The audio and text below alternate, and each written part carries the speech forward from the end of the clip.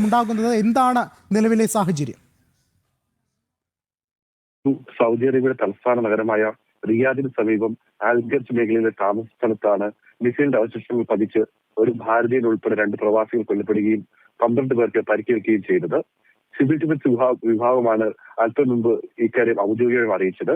ഒരു പ്രമുഖ cleaning and maintenance കമ്പനിയുടെ ജീവനക്കാർ താമസിക്കുന്ന സ്ഥലത്താണ് മിസൈൽ പതിച്ചത്. അപകടത്തിൽ ഒരു ഭാരതീയനും ഒരു ബംഗ്ലാദേശ് സ്വദേശിയുമാണ് മരിച്ചത്. പരിക്കേറ്റ 12 പേരും ബംഗ്ലാദേശ് പൗരന്മാരാണെന്നും അധികൃതർ വ്യക്തമാക്കി. സിവിൽ ഡിഫൻസ് വക്താവ് നൽകുന്ന വിവരമനുസരിച്ച് ഞായറാഴ്ചയാണ് സംഭവം നടന്നത്.